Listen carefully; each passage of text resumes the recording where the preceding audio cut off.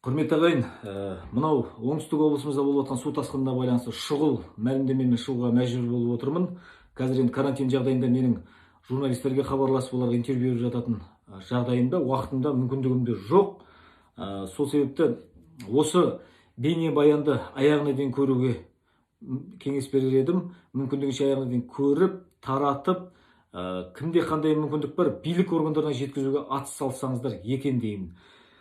Бұл мәселе қазір ғана мен мынау тергеу изоляторы жағдайында қорғауымдағы Ислам Әбішевпен сөйлесіп болып отырмын. Өте бір көңіл алаңдатарлық қана емес, дабыл қағарлық бір мәліметтерге қанығып отырмын. Бірден айта кетейін ағайын, бұл Ислам Әбішті құтқаруға бағытталған бір кезекті бір қадам емес. Ислам Әбішті түрмеден босатыңдар деген бұл жерде талап айтылмайды. Болмаса адвокат ретінде мен өзіме бір хайп болсын деген бір мақсатым жоқ. Елдің қайғысынан хайп жасағаннан Құдай сақтасын. Осы су апатына байланысты енді Ислам Әбіш кім деп мүмкін білмейтін адамдар болса айта кетейін. Су ресурстар комитетін 10 жылды көлемінде басқарған адам 2019 жылдың 14 наурыз айында осы су ресурстар комитетінің төрағасы болып тұрған кезінде пара алған үшін емес, пара алуға оқталды деген жаламен түрмеге тоғытылған азамат. Википедиядан қарасып көрсеңіздер болады, белгілі қоғам қайраткері. Осы су шаруашылығының сіңірген еңбегі өте орасан зор. Жасы 64-те, соған қарамастан күні бүгінге дейін 1 жылдан асса да түрмеде отыр. Енді апелляциялық сот болып жатыр. Кезекті сот отырысы 12 мамырда жалғасатын болады. Бірақ мәселе тағы да қайталап отырмын, қылмыстық іс емес. Тіпті ол кісі пара алғысы келді деп сенсеңіздер, сене беріңіздер, сот күшінде қалдырса қалдыра берсін. Ол кісінің айтуы, қазір айтып отырған мәселесі мынау елдің басына төнген қауіп және осының алдын алуға болатындығы туралы, және болашақта төніп тұрған тағы қандай қауіп бар, осыған байланысты өте маңызды мәселе. Сардоба су қоймасының бөгеті жарылып, соның салдарынан Қазақстанға су кетті деп мәлімдеме тарап жатыр. Ол дұрыс, шындыққа сәйкес келеді. Бірақ мәселе мынада.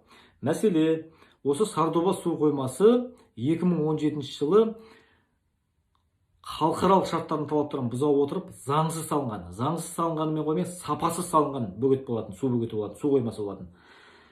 Ол туралы Ислам Әбішев су ресурстар комитетін басқарып отырған кезінде бір емес бірнеше мәрте қауіпсіздік кеңесіне және президент әкімшілігіне хаттар жазған дейді. Мыналар заңсыз салып жатыр және сапасы көңіл алаңдатарлық деп. Оған құлақ түрген билік болмады дейді ол кезде. Ол хаттарым айналып келіп өзіме келді дейді. Қазір ол хаттарды әрине мен көшірмесінде түпнұсқасында сіздерге ұсына алмаймын. Біріншіден Ислам Әбіштің өзі түрмеде жатыр. Екіншіден ол хаттар құпия деген грифпен жазылған екен. Секретный, гриф секретностьпен жазылған екен. Енді оның заңсыздығы неде? РРРСИСАМ деген аббревиатура өте сложный. Мынау қазақша аударып жатуға уақытым болмады. Жаңа ғана сөйлесіп болып, енді шұғыл шығып отырмын ғой тікелей эфирге. Регулирование русла реки Сырдарьи северной части Аральского моря деп аталады. РРРСИСАМ. Міне осы екі жақты мемлекеттік келісімнің талаптарына сәйкес Сырдария ол трансшекаралық өзен. Өзбекстан жағында, Қазақстан жағында кез келген өзеннің өзіне қатысты, оны пайдалануға қатысты, немесе өзеннің айналасындағы кез келген құрылыстарға байланысты өзара бірлескен іс-шаралар жасауға міндеттенеді. Бір қандай да бір болмасын, бірінің келісімсіз екінші мемлекет жұмыс жасауға тиісті емес. Енді 2004 жылы Қазақстанның бастамасымен Сырдария өзен сағасын өзгерту мәселесінде келісімге келіп, Өзбекстан мен Қазақстан жағы құрылыс бастадық дейді. Бірінші фазасын аяқтаған екен. Екінші фазасына келген кезде осы жұмыстар жалғастыруға Өзбекстан жағы рұқсаты болмағандығы себепті Қазақстан жағы ол құрылысты жүргізе алмай қалған екен. Яғни Қазақстан жағы екі жақты келісімнің талаптарын сақтап, халықаралық шарттардың, оның ішінде Хельсинки су келісімі бар, Біріккен ұлттар ұйымы бекіткен шарттар бар. Ол екі бірдей халықаралық нормалардың барлығы Қазақстан Республикасы жағынан да, Өзбекстан жағынан да қол қойылған, яғни екі жақта сөзсіз бағынуға, ол талаптар орындауға міндетті. Одан бөлек жаңа айтып отқан РРРСИСАМ деген екі жақты келісім бар.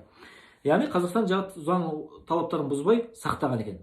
Ал 2017 жылы Қазақстан Республикасының келісімін алмастан, тіпті сұрамастан Өзбекстан жағы осы Сардоба су қоймасын салып тастаған. Бұл не деген сұмдық? Мен түсінемін. Егер Қазақстан жағы мынау Ресей мемлекеті қаншама тәуелсіз Қазақстанның батысынан бастап оңтүстігіне дейін, яғни оңтүстік Астанамызға дейін полигондарды салып тастап кезінде сол полигондарға неше түрлі жаңағыдай сынақтар жүргізіп жатыр, иә.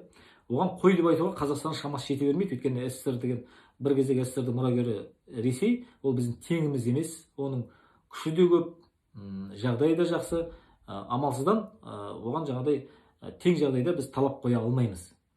Қытай жағында қандастарымыз қанша зардап шегіп жатыр, ол туралы айтылды, көтерілді, қаншама мәселе, барлығымыз да білеміз, заңсыз қамалып жатқанды да білеміз, нақты түрмелерге тоғытылып жатқанды да білеміз.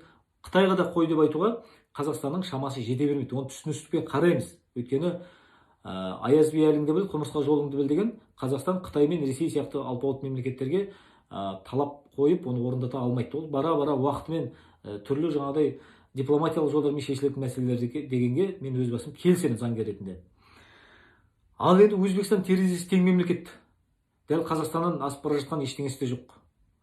Сол Өзбекстан Қазақстан жағына талапты орындатады, Қазақстан жағына. Ал өзі ойына не келсе соны істейді. Сонда біз қандай ел болғанбыз, қандай мемлекет болғанбыз?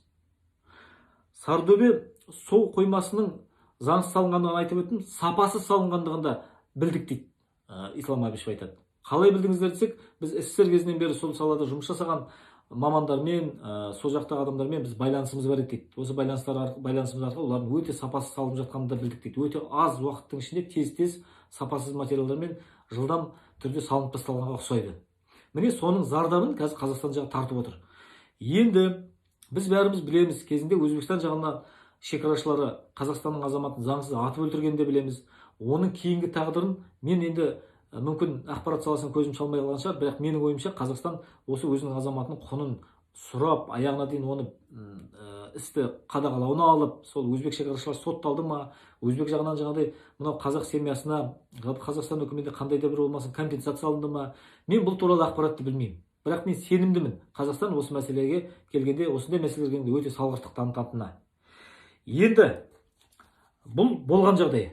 Бұл егер Ислам Әбішев осының бәрін білген болса, неғып айтпады, неғып бұл мәселені көтермеді елдің алдында дейтін боларсыздар. Айта кетейін, осы 2019 жылдың желтоқсан айында мен Ислам Әбішевтің айтуымен өзім Ислам Әбішевтің атынан мақала жарияладым. Абай KZ деген порталда, ақпараттық порталда, мінекей көрсеңіздер болады, Ислам Әбішев су саласында қауіпсіздік өте маңызды деп аталады. Мінекей экранға көрінсе, мінекей осында Ислам Әбішевтің айтуымен, ол кісі мінекей мына суретте тұр, мына кісі. Ислам Әбішевтің айтуымен дәл осы Қазақстандағы су қауіпсіздігі мәселесі, соның ішінде дәл осы Сырдария су өзеніне байланысты трансшекаралық мәселеде сөз болды, трансшекаралық аймақтағы қауіпсіздік мәселесі. Бірақ енді ол кезде мен өзім түсінуім бойынша Шардара су қоймасы, Көксарай су қоймасы және Астанадағы Астана су қоймасына қатысты мәселелерді кеңірек жаздым. Өйткені енді мен қанша дегенмен мамандығым заңгер, Ислам Әбішев сияқты инженер маман емеспін су саласының. Осынша білгенімді жаздым. Осы жерде барлық цифровой данныйлар келтірілген. Мына цифрларға назар аударыңызшы. Сардоба су қоймасының су жинау мүмкіндігі 90 миллион текше метр болатын болса, Шардара су қоймасының су жинау мүмкіндігі 5 миллиард 200 миллион текше метр. Өте үлкен Шардара. Міне, енді мына мақалада да жазылады. Қазірде жаңа осы скайппен сөйлескенде ол кісі осы шырылдап тұрып айтып жатыр. Абзалжан, сен мынаны үкіметке жеткіз дейді. Ал мен үкіметке жеткізетін мүмкіндігім жоқ. Мен осы сіздер арқылы журналистер болатын болса, басқа да бір жан ашитын азаматтар болатын болса, солар арқылы үкіметке жеткізуді мақсат етіп отырмын. Шардара су қоймасының жағдайы мәз емес дейді, техникалық жағдай. Яғни мына Сардоба су қоймасындағы мына заңсыз салынған, сапасыз салынған, Өзбекстан жағының заңдарды бұза отырып салған су қоймасындағы мына су тасқынына өз алдына дейді. Шардара су қоймасында да қауіп төніп тұр деп ол кісі дабыл қағып жатыр. Тағы айтып айтамын, 2019 жылы 5 желтоқсандағы Абай KZ-те тұр бұл мақала. Енді мынаған назар аударыңыздар. Осы қызметте жүрген кезімде бұл туралы талай техникалық, экономикалық негіздеме жасап, үкіметке ұсындым дейді. Алайда ұсынысым қабылданбай, осы үкіметтің бір кабинеттерінде, соның коридорында жоғалды дейді. Сонда Шардара су қоймасының жаңағыдай бұдан бұрынғы жасалған енді белгілі бір мерзімде өзінің жөндеу жұмыстары жүргізіліп, жөндеу жұмыстарының сапасы жүргізілгендігі туралы мәселе көтердім дейді. Қызметтік хаттарда ол бар дейді. Одан бөлек Сардоба су қоймасына байланысты жазған хаттарым, қауіпсіздік кеңесіне, президент әкімшілігі жолдаған хаттарым, ол хат айналып өзіме келді дейді. Сол төраға болып отырған кезімде су ресурс комитеті. Ал енді су ресурс комитетінің төрағасы ретінде мен Өзбекстан Республикасының үкіметіне ықпал ете алмаймын ғой дейді. Қазақстанның үкіметі бар, сыртқы істер министрлігі бар, президент әкімшілігі бар, осылар айналысатын шаруа еді дейді. Енді мынау Шардара су қоймасы осы Ислам Әбішев кезінде ұсынған техника экономикалық негіздемесі негізінде қайтадан күрделі жөндеуден өтпесе, ол өзінен 110 километр төменде жатқан Көксарай су қоймасы да қосып алып кетеді дейді. Ал онда 3 миллиард текше метр су жиналатын, ол да үлкен су қоймасы дейді. Екеуін қосқан кезде 5 миллиард 200 болатын болса, осыған 3 миллиардты қосыңыздар. 8 миллиард 300 миллион 200 миллион болады ма? Осындай болады шамамен. Енді қараңыздар. Сәл мына цифрдан адасып кетіп жатырмын, шатасып кетіп жатырмын, айыпқа бұйырмаңыздар. Шығуыма тура келді. Жаңағыдай естігендерімді бәрін қағазға түртіп алып. Енді қараңыздар, Қызылағаш су қоймасында бар жоғы 30 миллион текше метр су жиналатын еді дейді. Осыдан 10 жыл бұрын Қызылағашта су тасқыны болған кезде бөгеттің бұзылып кетіп, қараусыз қалғанның салдарынан онда өздеріңіз білесіз 45 адамның өмірін жалматты. Бір ауылды тып-типі қылып 2 сағат ішінде жоқ қылып жіберді. Былайша айтқанда бір ауылдың енді жартысынан астамын жоқ қылып жіберді. Судың тасқыны көптігі соншалық. Ал Шардара су қоймасы мен Көксарай су қоймасының қосқандағы судың үлесі, көлемі Шардара су қоймасынан, Қызылағаш су қоймасынан, кешірім сұраймын, 273 есеге дейін көп дейді. Егер осы Шардара су қоймасы Ислам Әбішевтің айтуымен дұрысталмайтын болса, оның салдары 273 есеге дейін зор болмақ. Ол бүкіл мына тығыз орналасқан оңтүстік аймақтарымен қосып дейді, Қызылорданың аралына дейін су шайып кетеді деп, ол кісі қазір түрмеде жатқанымен шырылдап дабыл қағып жатыр. Құрметті ағайын, тағы айтылып айтам, мен осы бейне жолдауым арқылы бір Ислам Әбішевтің ісіне тағы да бір назар аударып, ол кісіні жаңағы түрмеден шығарып алайық деп үндеу тастап отырған жоқпын. Жоқ. Ислам Әбішевтің аманатына қиянат жасамай айтып жатырмын.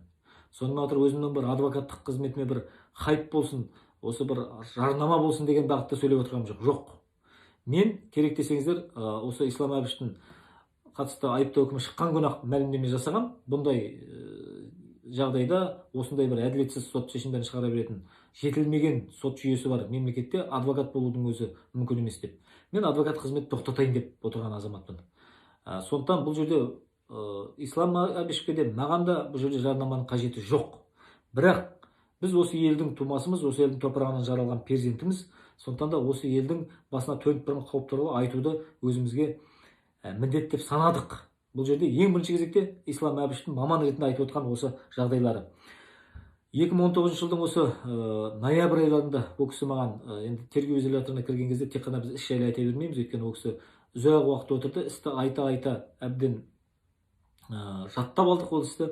Ол елдің басындағы әртүрлі саясатқа байланысты әңгімелер айтамыз. Сол кезде осы жағдайды айтып еді. Сол кезде осы Сардобаны да көп айтып еді. Сардоба деген үлкен проблема болады ертең Қазақстанға. Трансшекаралық өзен аймақтарында жалпы үлкен мәселе көп деген мәселені көп айтып еді. Міне осы айтқаны айдай келіп отыр. Және тағы да қайталап айтамын, ол кісі қызметте отырған кезінде үкіметке бұл туралы хат жазған, мәселе көтерген, алайда ол кезде де естілмей қалған. Енді бұл мәселе естілмей қалмаса екен деген ниеттен туындап отырған мәселе. Сондықтан да ағайын, бір ғана өтінішім бар, жалғыз ғана өтінішім бар. Осы біз қазіргі таңда Ислам Әбішевтің көтеріп отқан, мен арқылы көтеріп отқан осы мәселесін ең жоғарғы деңгейге дейін жеткізсеңіздер екен. Халық талап етсе, хан тағынан түсіп түйесін сояды дейді. Ең жоғарғы деңгейдегі президентке дейін осы мәселе жетсе екен деген үмітім бар. Әйтпесе кеш қалып қоюымыз әбден мүмкін.